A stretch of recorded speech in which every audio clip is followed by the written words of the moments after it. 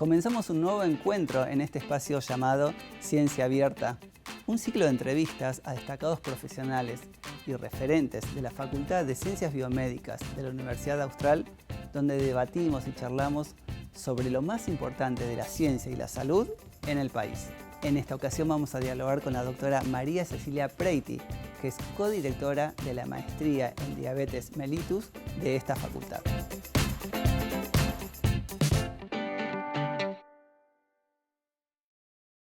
¿Qué tal? ¿Cómo estás, Ceci? Un gusto estar aquí. Muchas gracias por la invitación. Bueno, para arrancar, contanos un poco el concepto de esta maestría y a quiénes apunta. Bueno, la maestría es, obviamente es en diabetes mellitus, apunta a aquellas personas con una formación básicamente clínica, ya que se hace un abordaje integral del paciente, que obviamente tengan una vocación para todo lo que tenga que ver también con docencia e investigación. La diabetes es una enfermedad muy particular donde base de su tratamiento no es solamente la medicación, el plan alimentario y el ejercicio, sino que el automonitoreo y la educación son pilares fundamentales. Así que depende realmente de la formación de aquella persona que decide, pero sobre todo tiene que tener una vocación hacia la docencia, como ninguna otra especialidad. ¿Qué es la diabetes y cuántos tipos de diabetes hay? Perfecto. La verdad que la diabetes es una enfermedad muy antigua, porque ya se nombra en un papiro en el año 1152, que lo encuentra un arqueólogo, Evers, alemán, cerca de las ruinas del templo de Luxor, pero a pesar de ser muy antigua, el desarrollo de estrategias efectivas para el diagnóstico y el tratamiento es muy reciente. Cuando hablamos de diabetes mellitus, hablamos de un conjunto de enfermedades metabólicas, todas ellas caracterizadas por un común denominador, la hiperglucemia, niveles altos de azúcar en sangre. Esto es producido por un déficit en la producción de insulina, en la secreción de insulina o en el accionar de la misma. La insulina es una hormona que, producida por el páncreas, se encarga de llevar a la glucosa al interior de las células y normalizar los niveles en sangre. Como hablábamos antes, no es una única enfermedad, son múltiples formas, pero hay tres tipos más prevalentes. La diabetes tipo 1, que se encuentra sobre todo, si bien diagnosticado a todo lo largo de la vida, pero es mucho más frecuente en niños y adolescentes. Aquí el páncreas deja de producir insulina. Existe una predisposición genética y en general la presencia de autoanticuerpos que destruyen las células betas productoras de insulina. El paciente requiere, para regular sus niveles de azúcar en sangre, del aporte externo de insulina. Después está la diabetes tipo 2, la más frecuente de todas, 90%. Nuevamente hay una base genética y hay ciertos condicionantes que ayudan, ambientales, la obesidad, el sobrepeso, el sedentarismo. El organismo produce insulina en cantidades no adecuadas, pero que no es correctamente utilizada, lo que llamamos habitualmente insulinoresistencia. Nuevamente se puede presentar a todo lo largo de la vida, pero en general la prevalencia mayor se inicia después de los 40 años de vida. Y por último tenemos la diabetes gestacional, que es la que se diagnostica durante el embarazo, sin antecedentes previos, y que determina para la mamá y para el niño un riesgo un poco mayor de lo que sería un embarazo sin esta complicación. Nosotros tenemos en este momento en el hospital una tasa de aproximadamente un 6% de diabetes gestacional sobre el total de los partos. Es alta. Es alta, es alta. Es que la diabetes es una enfermedad muy prevalente. Hablábamos antes de que es realmente muy antigua, pero a pesar de esto y de todo el conocimiento que hemos tenido y lo vertiginoso que ha sido el desarrollo de las terapéuticas para el tratamiento, que son muy recientes, porque por primera vez se utiliza un tratamiento en el año 1921, acabamos de cumplir 100 años, cuando Banting y Bess administran por primera vez insulina a perros para regular sus niveles de glucosa en sangre. Y recién en enero de 1922, Leonard Thompson pasa a la historia por ser el primer paciente con diabetes tipo 1 que recibe tratamiento farmacológico.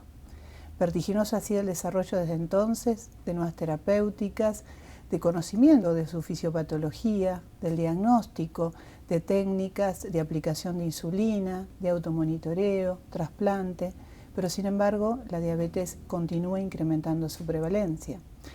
La Federación Internacional de Diabetes establece que al día de hoy más de 500 millones de personas la padecen y se espera que para el año 2045 este número llegue a 800 millones.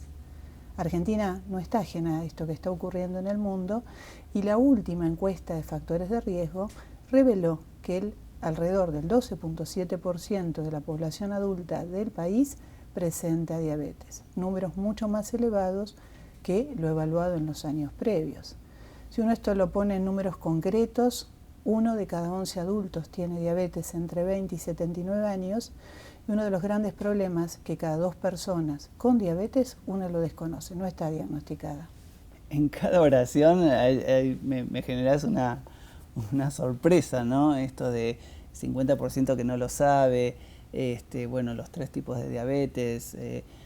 Ahora, la cantidad, esto te quería preguntar, de 500 a 800 millones, ¿por qué con todo el conocimiento que se sabe de esta enfermedad en los últimos 100 años, las proyecciones son a peor?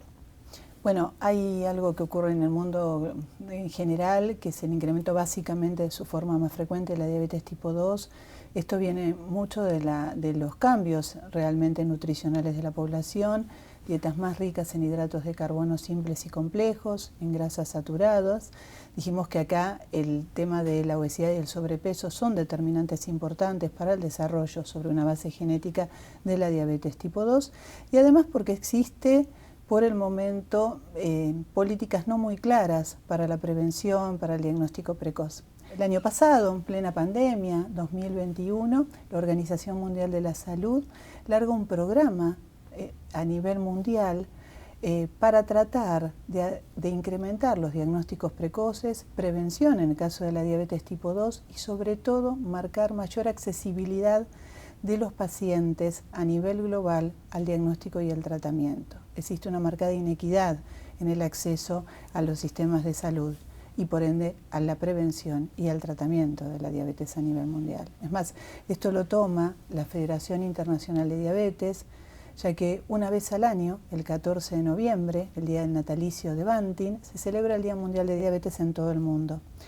Esto está realmente desarrollado por Naciones Unidas y la Federación Internacional de Diabetes para tomar conciencia de esta pandemia. Estamos dentro de una pandemia, pero esta es una pandemia previa, ya establecida, y este año, tomando esta línea de lo establecido por la Organización Mundial de la Salud, el tema va a ser el acceso a la educación, tanto de las personas como de los profesionales en diabetes, debido a la necesidad imperiosa que hay de formar gente en el abordaje multidisciplinario de la patología.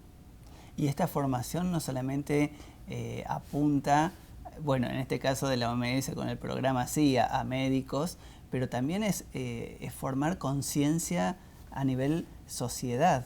Es muy importante concientizar a la población, ¿no? Estábamos hablando de la necesidad del diagnóstico precoz. No nos olvidemos que la diabetes es una enfermedad crónica y progresiva que afecta a las personas a todo lo largo de su ciclo vital, que si no es correctamente diagnosticada y tratada, genera complicaciones agudas y crónicas, muchas de ellas invalidantes. A ver, algunos números, por ejemplo, la diabetes sigue siendo la principal causa de ceguera en el mundo y una de las principales causas de ingreso a diálisis. Es responsable del 60 al 70% de las amputaciones en el mundo y ya la Asociación Americana de Cardiología establece que tener diabetes implica doble riesgo de padecer enfermedad cardiocerebrovascular. Es más, tener 60 años, tener diagnóstico de diabetes tipo 2 y haber presentado un infarto acorta la expectativa de vida en 12 años. La diabetes tiene características muy pero muy particulares que implican que el paciente, su familia y su entorno se involucren. A diferencia de otras patologías que si bien buscamos que todos los tratamientos sean centrados en el paciente es un poquito hacedor también de su tratamiento. El diagnóstico de la diabetes conlleva al paciente y a su familia una situación realmente muy compleja. Puede haber rechazo inicial, miedo, temor, y uno tiene que acompañarlo, el profesional tiene que acompañar al paciente en cada una de estas etapas. No es sencillo pensar que uno va a tener que controlarse durante todos los días, los 7 días de la semana. Y en aquellos pacientes sobre todo los que utilizan insulina, estos pacientes van a tener que tomar decisiones terapéuticas en base a lo que están monitoreando. Ser sus propios médicos. Totalmente, por eso para nosotros la educación es realmente crucial. La participación del paciente en el tratamiento y la incorporación del paciente es crucial. El paciente se monitorea y decide en base a lo que ha aprendido. En la consulta, que tratamos de que el abordaje sea multidisciplinario, a través de lo que enseñamos y aprendemos a través de los médicos, de las licenciadas en nutrición y de las educadoras. Hay licenciadas en enfermería formadas en educación en diabetes. El paciente se monitorea y decide, tengo una hipoglucemia, tengo un valor bajo, menos de 70, tengo que actuar incorporando hidratos de carbono simples. Mi valor está elevado, tengo que corregirme con determinada cantidad de insulina, por ejemplo, rápida.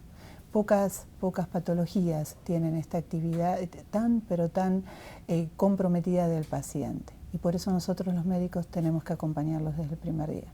Y la necesidad también de seguir aprendiendo, de seguir capacitándose, ¿no? En el caso de ustedes, con congresos presenciales o virtuales, nuevos tratamientos, drogas, digamos, todo un mundo alrededor de la diabetes. Sí, no, aparte la complejidad que ha alcanzado ya el diagnóstico y tratamiento de la diabetes hace que supere lo que antes hacíamos a través del abordaje de la medicina interna, de la nutrición o la diabetología, que son realmente las especiales básicas que hasta ahora habían hecho el seguimiento de los pacientes con la patología, y la necesidad de especializarse específicamente en el abordaje de los pacientes con la enfermedad. Por eso la maestría. Por eso la maestría. Por eso la maestría.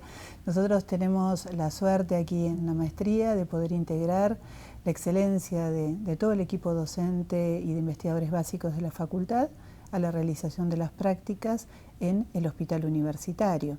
El hospital comprendió esta creciente demanda, esta epidemia de diabetes que está sufriendo el mundo, y en el año 2012 se crea un servicio de diabetes dependiente del Departamento de Medicina Interna. Y en el año 2017 la maestría por parte de la facultad. Y como consejo para las personas que ahora ven esta entrevista y dicen, ¿yo tendré diabetes? Es decir, no solamente ir, que sería lo más fácil, ir y consultar al médico, sino también modificar su conducta general, ¿no? Desde salir del sedentarismo y también abordar el tema del nutritivo. Por supuesto que sí, aparte estar atentos, tener en claro si soy un grupo de riesgo, si ya estoy en edad adulta, si tengo antecedentes familiares de diabetes, si tengo obesidad, sobrepeso, hipertensión, si mis valores de lípidos no están adecuados, sobre todo de triglicéridos, si soy mujer y tuve diabetes gestacional en un embarazo previo, o tuve un bebé de más de 4 kilos, si he perdido embarazo sin causa clara, siempre acercarse y hacer una consulta. Nosotros tratamos de llegar inclusive a lo que llamamos el periodo previo, a la prediabetes, y ahí hacer intervención. Hay valores, y esto ocurre fundamentalmente en la diabetes tipo 2, que tiene una instalación lenta y progresiva en el paso de los años, a diferencia de la tipo 1, que es realmente muy aguda, donde el paciente progresivamente va elevando sus niveles de glucosa en sangre. Y existe un área que se llama glucemia en ayunas alterada, o intolerancia a los hidratos de carbono, y quizás un nombre mucho más práctico y con mayor impacto, que es prediabetes, donde el paciente tiene valores por arriba de lo normal, pero que aún no han llegado a diabetes. Y ahí la intervención del paciente, el incorporar todo este equipo de abordaje en la unidad cardiometabólica, que también la tenemos en el hospital, muchísimas veces retrasa o impide el desarrollo de la diabetes tipo 2. Y para cerrar, estos consejos de evitar el sedentarismo y prestar más atención a la dieta diaria, ¿no? Sí, por supuesto, y si puede ser con asesoramiento de un especialista, de una licenciada en nutrición, muchísimo mejor.